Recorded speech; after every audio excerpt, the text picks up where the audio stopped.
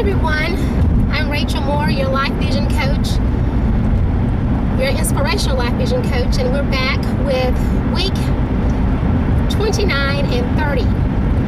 And today we're going to do a little something different. I am actually going to share with you an experience that I'm actually taking the journey to right now. I was given a challenge, presented a challenge by a group that I'm a part of called Billionaire Mastermind Forum. And it's a great inspirational group. I'll give you more information on that at the end. But the challenge was for us to go to a grave site, a graveyard, and to kind of sit, to walk around, to feel the environment, and gather our thoughts to see what thoughts are coming, how does it make you feel, just be real open to whatever thoughts come to you. Well, it's right at the end of the challenge. We were supposed to do that before the end of January, and here we are on the very last day, and so I'm trying to get my assignment done. And I'm going to share that with you because I believe it's going to be beneficial to you on your journey in accomplishing and achieving your goals for this year. I'm actually going to be entering Andersonville National Historic Site. It's a prisoner of war museum and actual grave site. And it's only less than 10 minutes from my job. So this worked out to be perfect for me. And so here we go. I'm going to share that with you. Here is the grave site, Andersonville. The entrance gates to the site. Here's the sign that we're entering into the historic site, the visitor center, museum, prison site, and cemetery. We're going to head to the cemetery, okay? We are now into the site of the cemetery. This is one of the monuments there. I'm going to zoom in so you can see what it reads.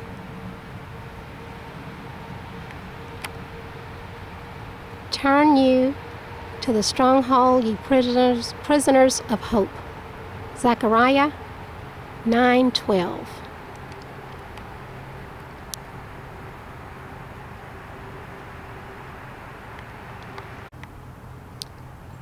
This is like a little documentary of historical information about the Andersonville National Cemetery. So here I am standing before what would seem and appear to be a sea of tombstones. All these soldiers died and fought. They fought for our freedom, and they died for our freedom. They were prisoners of war. And as far as you can look behind me, there are tombstones. There's some on the other side. And what would I say? How does that make me feel? I think about the freedom that we've been given, and we shouldn't take it for granted, for all the things that others before us have gone and died for. We need to live every day of our life with purpose and with passion. We want to make a difference and leave our mark on this earth. One thing I noticed about these tombstones is there is no dash. There's no dash for their life to say the date that they were born and the date that they died. They can't be identified that way. There is no dash. They died so that we could have a dash.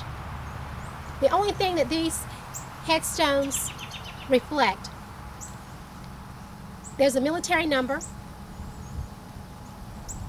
the name, some includes the first and last name, but most have just the first and middle initial with the last name, and the state in which that soldier was from.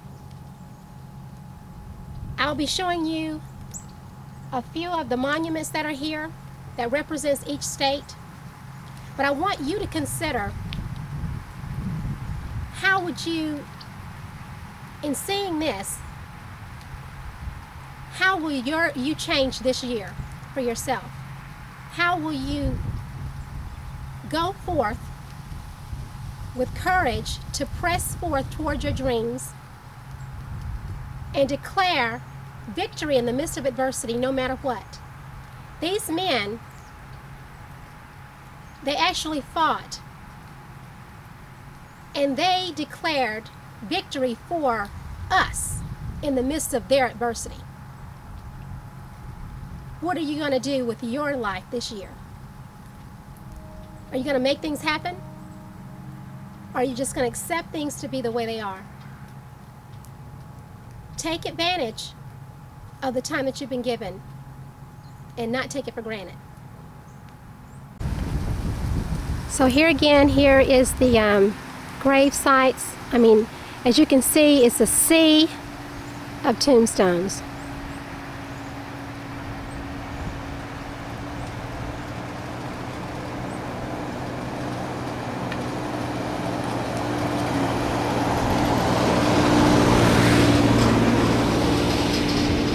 That's another monument from one of the states there.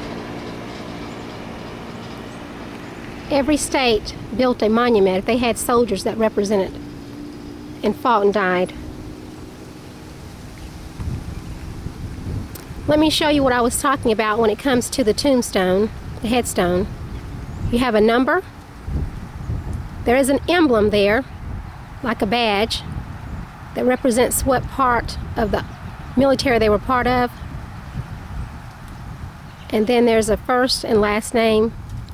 And this particular one was from Michigan, the state of Michigan. We have New Jersey, New York, and Ohio. There's Massachusetts, Connecticut. There's many, many states represented here. But they gave their life for us. Prisoners' headstone are only inches apart.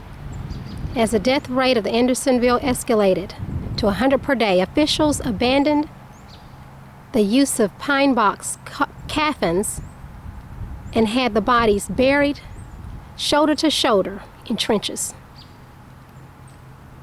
The first only number stakes marked the prisoner's grave. The dead might have remained unidentified except for the efforts of a former prisoner. If a man died in good clothes, he was buried nearly naked. The living needed apparel, the dead none. And here's a picture of the trenches. They live with dignity, but what does the site represent? There is no last words here for them. What will be your last words? How do you want to live your life? Make a difference. You're here for a purpose. Continue to seek until you find the answer from your divine.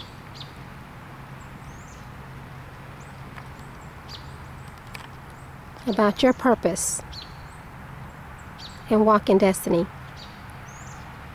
today and this day forth. So that was some experience actually going to this historic site and seeing all those lives that was given for us. I hope it's also made an impact in your life. As you follow me through this documentary and this experience with One Idea, Help 1 Million, I really want this to be something that will help you. That will really help you find your way in this life and not just let life happen, but you become a proactive contributor in that which you desire to see happen in your life and take place in your life. We've been given the ability We've been given gifts, talents. All we have to do is ask for guidance on a daily basis. We don't have to know all the steps to take, but we have to walk by faith. And that's the key. Walking by faith daily. Walking by faith daily is the key. I'll share with you the next part of our assignment. It will be to, we saw the exit. Now we've got to see the entrance and come into this life. So our next step and next place will be to see a newborn baby. And in between birth and death, what do you do with that time in your life? That's considered the dash. It's an exciting time. We have so much to look forward to in our life. Live your life with passion daily. Okay, next time we'll be at the site where there's a newborn baby, so watch out. So here I am entering the Medical Center of Central Georgia. This is for the second half of my assignment. So here I am at the Medical Center. This is to carry out the second part of the assignment. The most challenging part about this, though, is that it all had to be done the same day. Going to the burial site and to go to see a newborn. For me, I just got off from work. It's very kind of late in the evening. It's about 7 o'clock. I have an hour commute, so I left work around 6, and here I am at 7. But I'm going into the hospital, and hopefully I'll be able to see a new baby. I'm actually, I'll be walking in on the maternity level where they actually have the babies. And so my hope is to actually run into a couple, or to actually go and look into the department where they have the window and showing newborn babies. I would say this before I go in, that just being here takes my thoughts to when I gave birth to my sons. This is the same hospital. I'll be going on the same floor that I actually delivered my 4 sons. I've been here 3 separate times. The first time, my son is almost 15. He'll be 15 this month. That's the oldest. And my twins, they're 11. And then my youngest is 5, will be 6 this month. So lots of memories. This place and this point, actually brings about happy memories, happy feelings about bringing life into this world. And it's my hope actually to live as a right example, as a positive example before my sons, and to raise them without any regrets. Really I want them to see how if they put their best forward and they believe and have faith, that they'll be able to achieve anything that they put their hearts to. So let's take this inside and see what happens. So I'll be able to finish my assignment today. Yay! As I see the intensive care nursery sign, it reminds me of when my twins were born. They were born premature, and they were actually in intensive care. But God brought them through. This is the Family Birthing Center.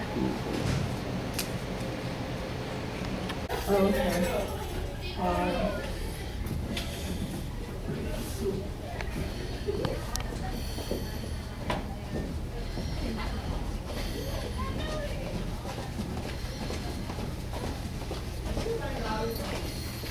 This is Owen. Born February the 1st, 2011, 8 pounds, 1.7 ounces, 20 3/4 inches long. Happy birthday, boy.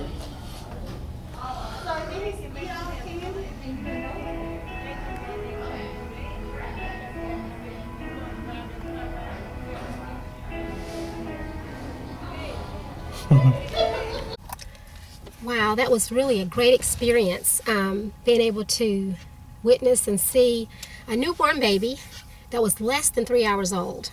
He was only 2 hours and some minutes old, and got a chance to talk to the proud father. And it was just really neat to see new life being born. New life. You know, we can look at our life as saying, let's make 2011 be a new beginning and have a new life. If things are not going the way you desire it to go, if things are not, you haven't achieved or accomplished certain things, you know, take this year to start a new beginning. Just like that new baby that you just saw. Just a beautiful little baby boy, Owen. And I'm just really happy for the parents. It's all about